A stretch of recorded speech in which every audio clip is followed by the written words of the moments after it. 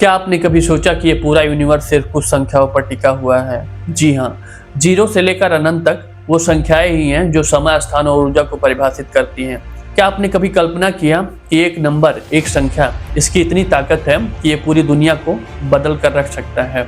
आज की इस वीडियो में हम जानेंगे कि कैसे संख्याओं की शक्ति ने यूनिवर्स की उत्पत्ति से लेकर आज तक की हमारी करंट लाइफ में सब कुछ नियंत्रित कर रखा है, सब कुछ कंट्रोल कर रखा है। और इसे ही कहते हैं द पावर ऑफ नंबर्स, संख्याओं की शक्ति।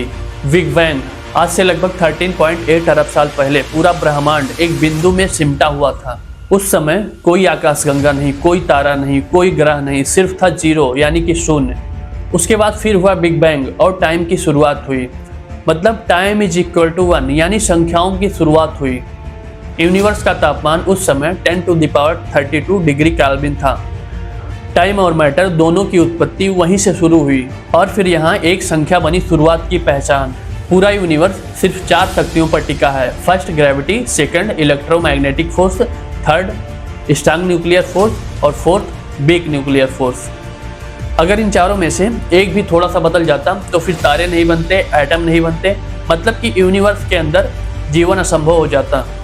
हम यहाँ कह सकते हैं कि number is equal to balance, मतलब कि संख्या इज इक्वल टू संतुलन। आइंस्टीन ने भी कहा था God does not play dice with the universe, मतलब कि अगर कोई भगवान है, कोई क्रिएटर है इस यूनिवर्स को बनाने वाला, तो वह इसके साथ जुआ नहीं खेलता होगा। ये यूनिवर्स किसी निश्चित संख्या और निश्चित रूल्स पे चल रहा होगा। यहाँ हम बहुत डीप में ना जा करके एक एग्जाम्पल से समझते हैं।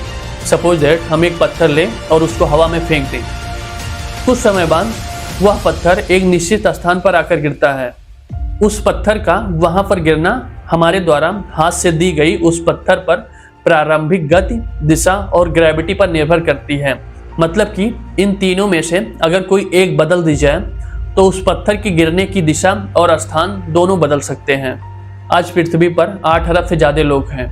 हर इंसान का डीएनए 99.99% सेम है, फिर भी हर इंसान अलग है। क्यों? क्योंकि एक नंबर, एक पॉइंट उस डीएनए में अलग है। अभी तक आपने समझा कि कैसे एक नंबर, एक संख्या पूरे यूनिवर्स को बदल सकता है, पूरे यूनिवर्स को प्रभावित कर सकता है। अब हम समझते हैं कि कैसे एक नंबर, एक संख्या और संख्याओं की ताकत ने कैसे इतिहास को बदला और कैसे हमारे करंट लाइफ में हमें प्रभावित कर रही है। एक आदमी कुछ नहीं, 10 आदमी आवाज़, 100 आदमी आंदोलन और 1 करोड़ आदमी मिलकर सत्ता बदल देते हैं। यानी कि more number of people is equal to more power. लोगों के संख्याओं की वो ताकत जो इतिहास में राजाओं को गिरा चुकी है और आज भी हमारे देश का किस्मत तय कर रही है। ये वीडियो सिर्फ इतिहास नहीं, ये हमारी आज की हकीकत है। इतिहास गवाह है, जब संख्या कम थी तो राजा ताकतवर थे, लेकिन जैसे ही संख्या बढ़ने लगी तो सिंहासन हिलने लगे। 1857 की क्रांति, कुछ सिपाही, 1000 सिपाही और फिर लाखों जनता का साथ, और फिर अंग्रेज सरकार को समझ आ गया कि संख्याएं अगर साथ आ जाएं तो बंदूक भी बेकार है। महात्मा गांधी, उनके पास ना हथियार थे, ना सेना थी, लेकिन उनके पास थी अपने लोगों की, अपने जनता की एक अच्छी संख्या।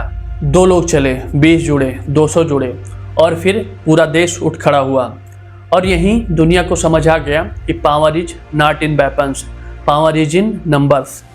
हम नंबर को सिर्फ गणित समझते हैं, लेकिन हकीकत यह है कि number is equal to control. जनसंख्या, वोट, टैक्स देने वाले लोग, बेरोजगार आंकड़े, महंगाई प्रतिशत, ये सब नंबर ही तो हैं जो सरकार की कुर्सी तय करते हैं। अगर नंबर हमारे पक्ष में है तो सिस्टम झुकता है, अगर नंबर बिखरे हों तो सिस्टम हमें कुचल देता है। आज का भारत और नंबर की राजनीति यानी कि लोकतंत्र। लोकतंत्र में क्या है? लोकतंत्र में जिसकी तरफ संख्या ज़्यादा उसकी सरकार, मतलब कि कंट्रोल उसके हाथ में। आज भारत की जनसंख्या 140 करोड़ से ज़्यादा है। इतनी बड़ी ताकत, लेकिन सवाल यह है कि क्या ये ताकत एक साथ है? हम धर्म में बटे हुए हैं, जाति में बटे हुए हैं, भाषा में बटे हुए हैं, पार्टी में बटे हुए हैं। मतलब कि नंबर हमारे पास है, संख्या हमारे पास है, लेकिन एकता नहीं। और सिस्टम यही चाहता है, क्योंकि बटा हुआ नंबर इज इक्वल टू कमज़ोर जनता और जुड़ा हुआ नंबर इज इक्वल टू मजबूत जनता, खतरनाक जनता। आज आपका वोट 1 है, लेकिन उसकी कीमत करोड़ों की है, पर फिर भी हम अपनी नंबर, अपनी संख्या की ताकत को नहीं पहचानते हैं। जब ये संख्याएं आवाज़ नहीं करती, सवाल नहीं करती, तब ये सिस्टम चैन से सोता है।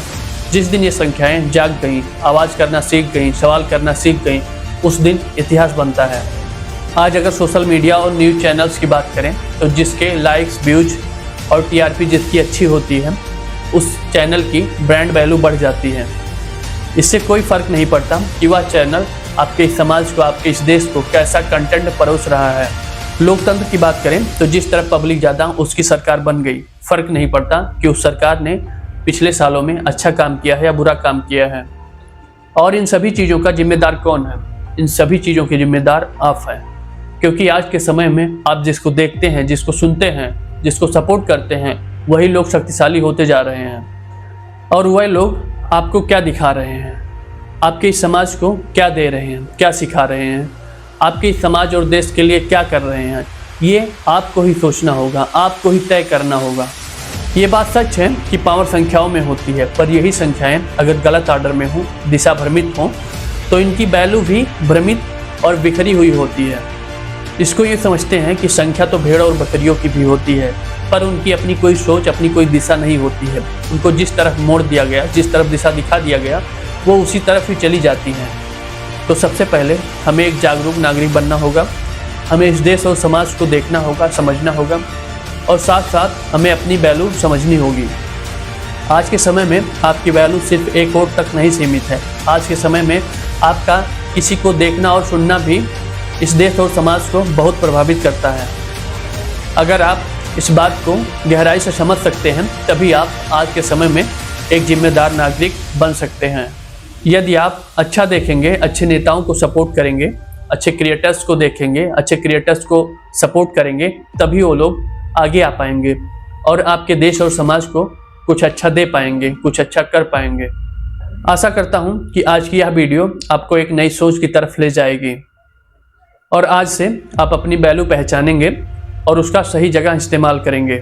अगर आपके कुछ सुझाव या सवाल इस विषय से हों तो कमेंट जरूर करें। धन्यवाद।